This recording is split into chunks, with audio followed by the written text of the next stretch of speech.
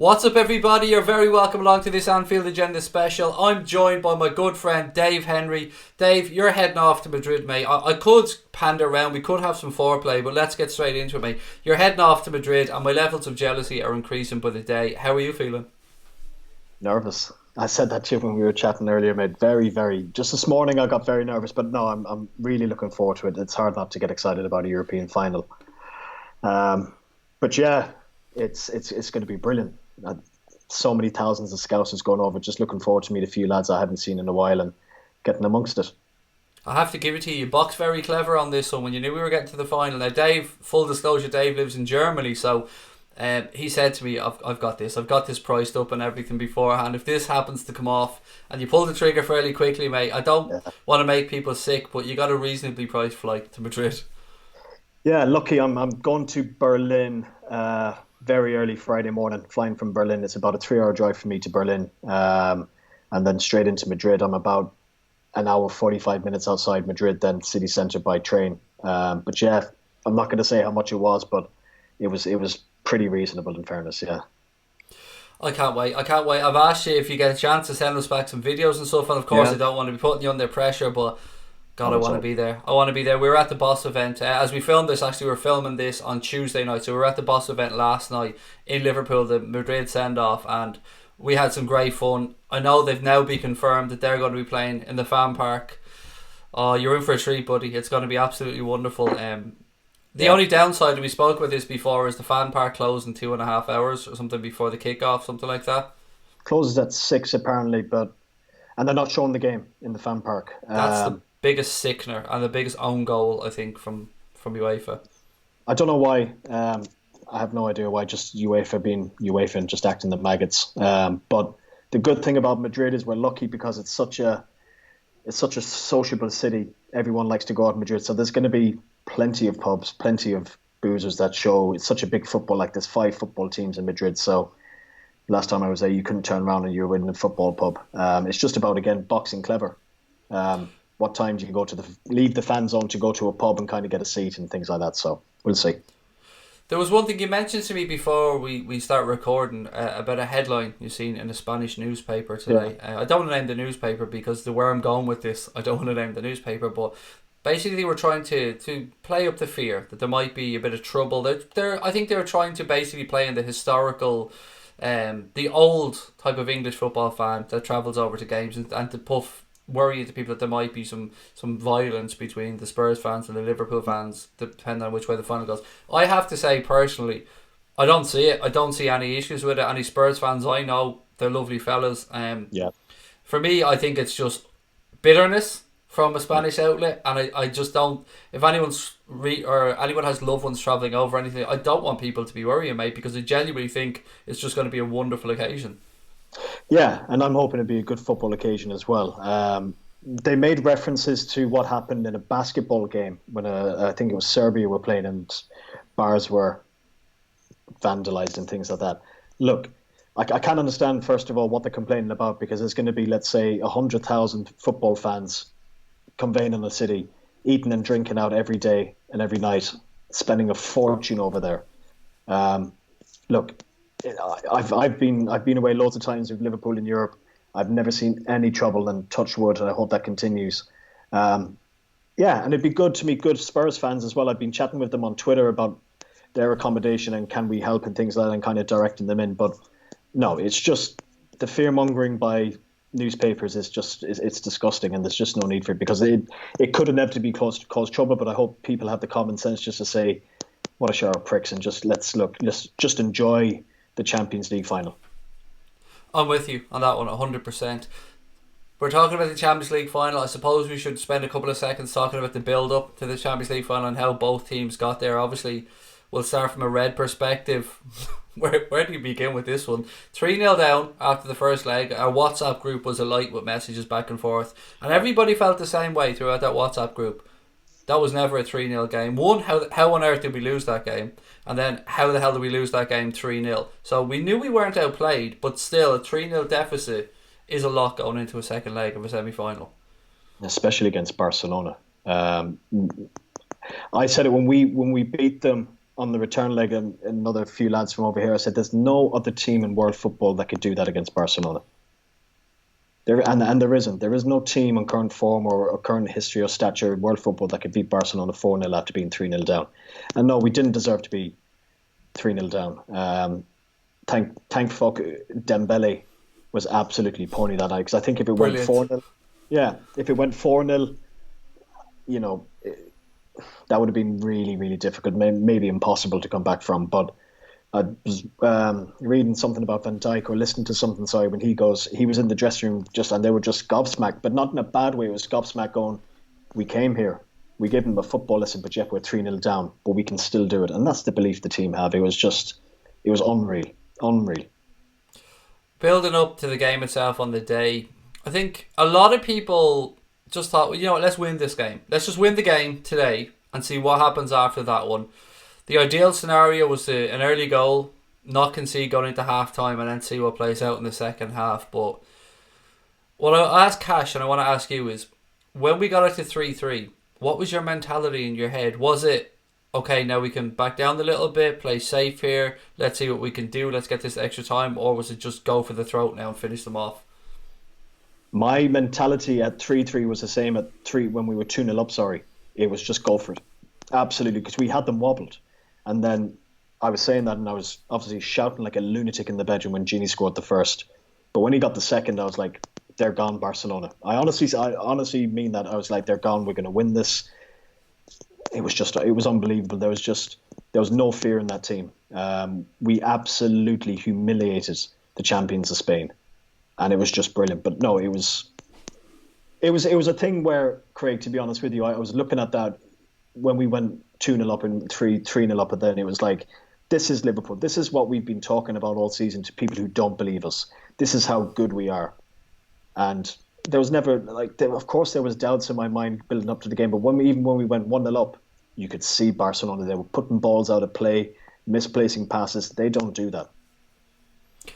When we got to 3-3 and that corner happened, the corner, it's always going to be referred to by me now as Trent's corner, and that's it. Yeah. When that happened, I remember saying at the time when we spoke afterwards to people, I was fully sure the referee was going to blow that up. And I'd no justification to do that, because you see short corners taken quickly all the time. Short corners, but this wasn't really a short corner. And fair play to the referee, because he could have rewritten history there, because it was, one, wonderful thinking, and the finish as well by Origi wasn't an easy finish. He said he's been working on it apparently, but it wasn't an easy finish.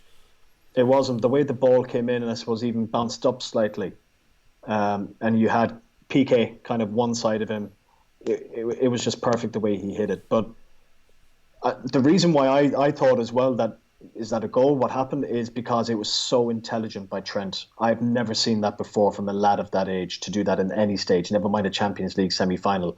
It was like, for me, it was, has he just actually fucking done that? Is he that good and that brilliant that he's just done that and made a fool of the 7 or 8 Barcelona players, because they were looking around talking to each other, and next thing you know, the ball is in the back of the net. And even in Liverpool in the stands, it was a double celebration, because people were going, it's a goal. And then when they realised, when the ref kind of pointed like that to the centre circle, that's when it properly erupted. So you weren't the only one. I wasn't the only one. There was 50,000 Scousers, thinking the exact same thing in Anfield that night. It was unbelievable. And then we seen out the game fairly easily as well. It was very confident. But what I loved that Jurgen Klopp said in an interview afterwards that the players had spotted the Barca were switching off. He said they said it at halftime in the dressing room that from set pieces, at times Barca weren't watching. Yeah. I mean, he's created that mentality in that team. He's given them the belief, the freedom to express themselves, to take chances.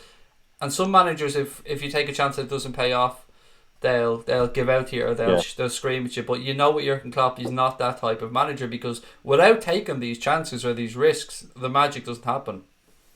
It is, and what we're led to believe as well, his pre-match team talk was, I believe in you. I believe you can do it.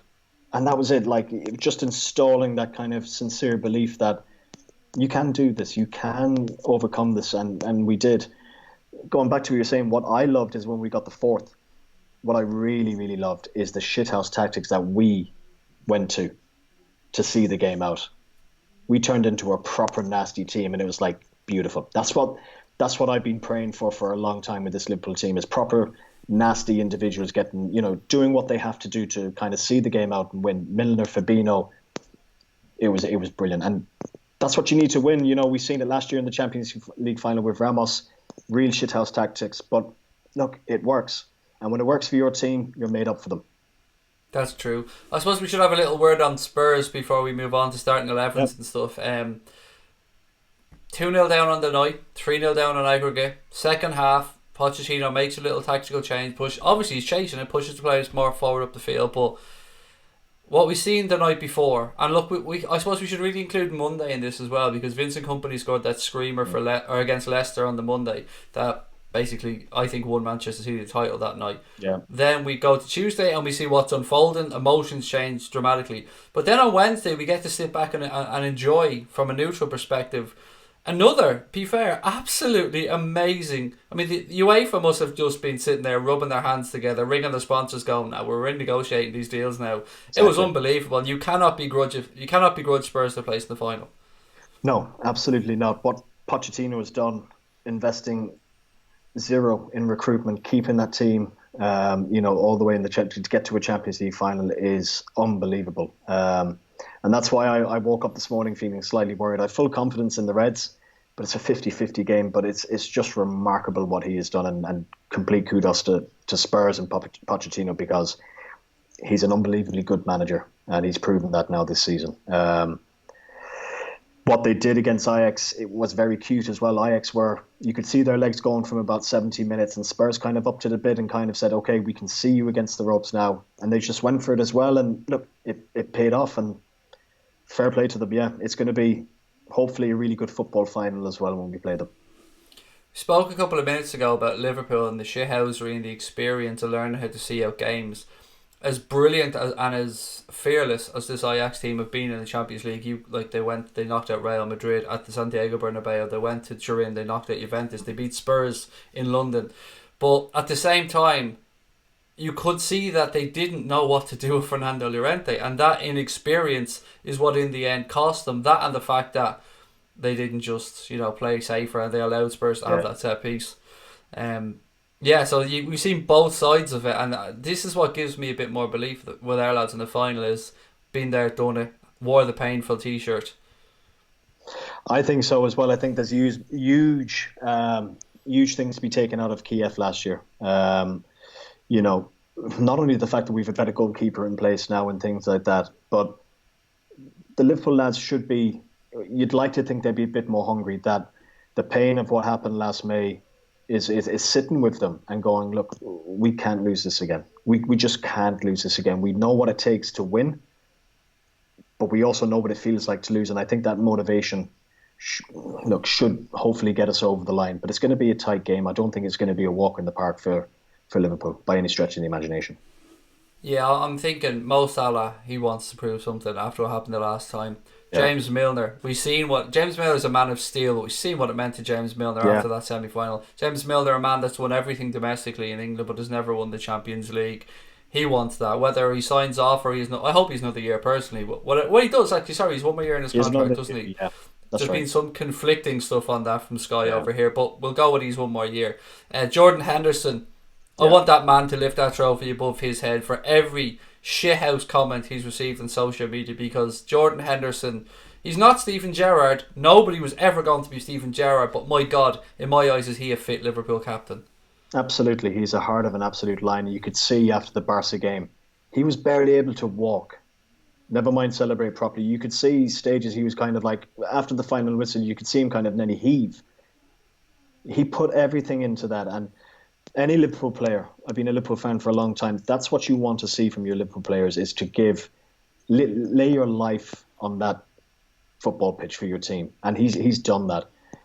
We heard things that his knee swollen up like a balloon, and he just kept on carrying on. And when you're facing the likes of Messi, that can't be an easy task. We broke him. He's broken. He's a broken man. He's a broken man, yeah. Like, even when they lost to Valencia, it was just beautiful. He was looking like he was just one eye looking at you and one eye looking for you. He was just dazed. But back to Henderson, like, he's a magnificent captain. I'd love him just to see for him to lift that trophy. He deserves it. He deserves so much. He's been the losing captain now in 3 finals under Klopp. And for this now, it would really be amazing for him to lift it. I suppose we should turn to the starting 11 now, buddy, and the back four. I'd like to say it picks itself, unless maybe you want to make an argument for Gomez somewhere along that back line. No, I don't. And the reason why I don't is I think it'd be disrespectful for Joe Matip. He's just been so good. Joe Gomez, I think the thing that we have, let's say if it does go to extra time, we have the fourth substitution as well. He's a magnificent option to bring on. But no, back four is what it is against Barca. No thoughts of right back as well. We've seen Klopp do that away against Barcelona. He's done it in some other big games, to the detriment, I think, at times. Yeah, I think Trent starts. He's just been magnificent. I think the break. A lot of people saying that the breaks suits Spurs more than us. I think it suits us just as well, because when you have real attacking fullbacks like Trent and Andy Robertson, they need a break. They're going to need a break because they're up and down that touch line constantly in the game, and I think hopefully the break will really put something back in the tank. But no, Trent starts for me right back. Andy Robertson, there's no one better in world football in current form as left back, so he's automatic. Midfield. I'm not even going to try and sway you here. I want you to give me your midfield trio that you'd like to see starting. Fabinho, Henderson, and Gini Wijnaldum. The reason why I've went for them as well is I think with Milner, I feel for him, but I think with James Milner, and I've said this to you before as well in the group, is James Milner's the type of player who can come on if needs be and either up the tempo completely or completely calm things down as well. So that's the only reason why I've gone for them three in midfield.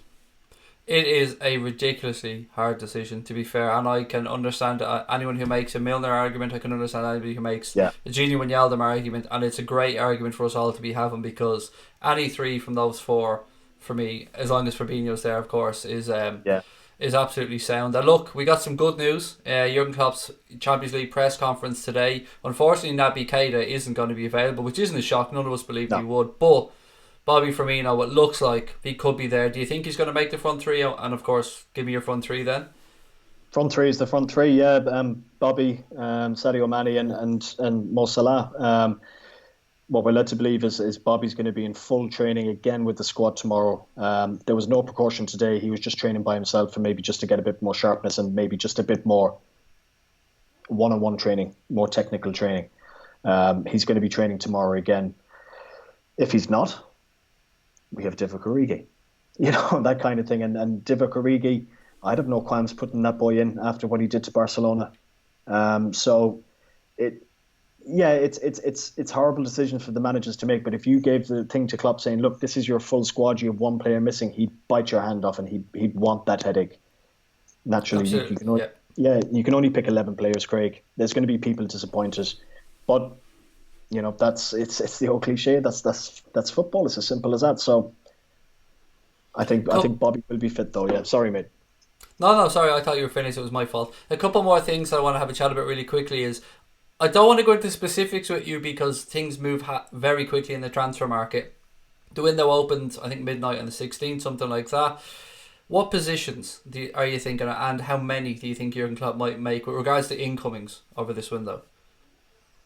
I do think we need. It looks like Sturridge is going. Where he's going is another subject. So, someone to not only replace him, but someone who can compete with that front three as well. I know Divock Origi is there and Ryan Brewster, but my thing with this, or when you're looking at transfers, can they improve your squad? Can they push the people that's there? So, I think we need a number 9. Or someone who can play across that front three as well. What I heard today over here is Timo Werner is definitely not going to Bayern Munich.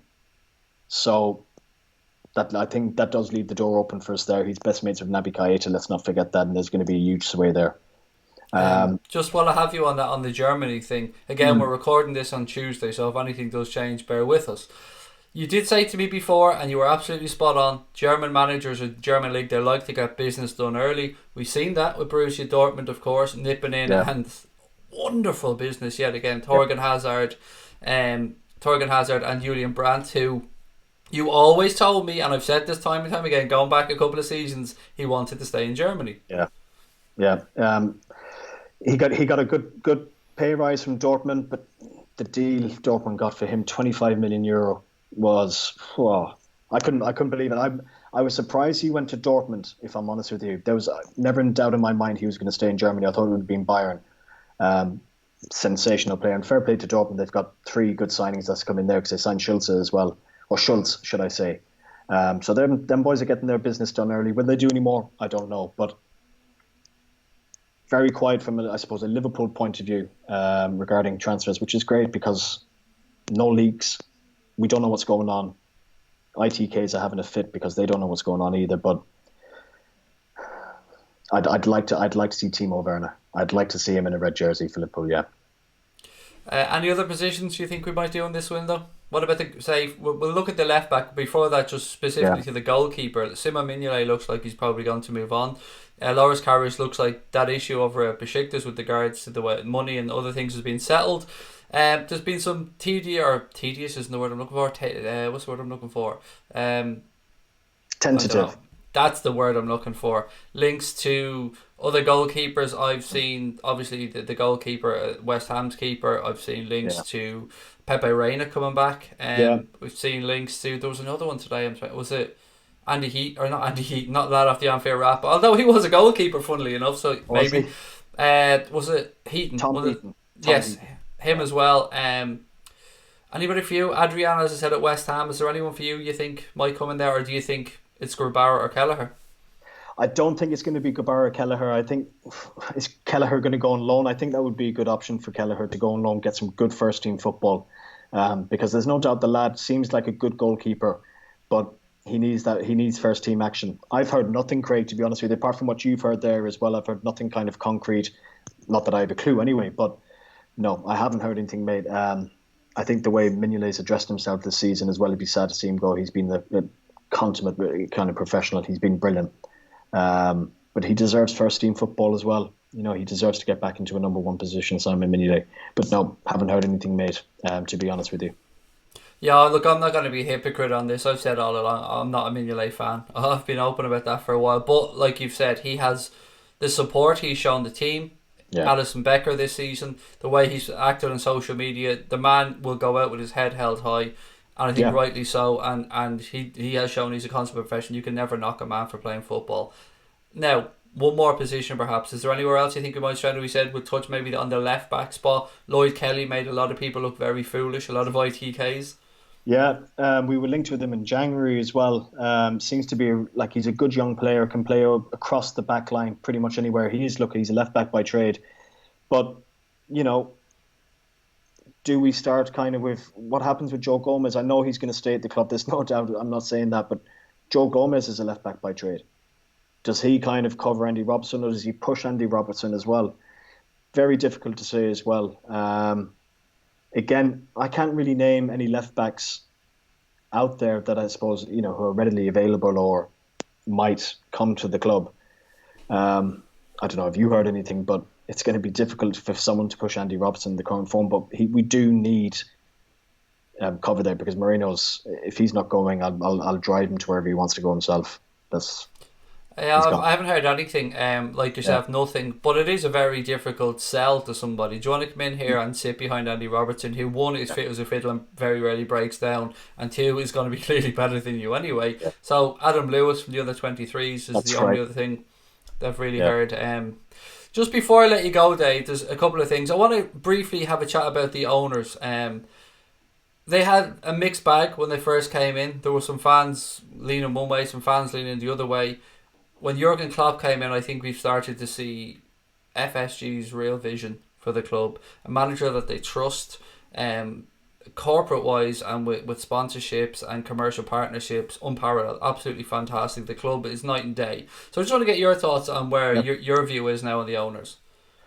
I was the same. I was sceptical when they first came in I think it was 2010. You know, partly because, mostly because Hicks and Gillette, I just wanted to know what their kind of... what their motivation was in buying Liverpool if it wasn't to make a quick butt. But I think the reason why opinions were split, and I really truly believe this, let's say with Brendan Rodgers, why they didn't back him, is they didn't trust the man. They didn't trust Brendan Rodgers. They wanted Jurgen Klopp when he was at Dortmund. And Klopp, being the man that he is, saying, no, look, I'm going to stay for my contract. Simple as that. Klopp went then the season just after we got rid of Rodgers. We got rid of Rodgers in the October. Klopp went that season from Dortmund.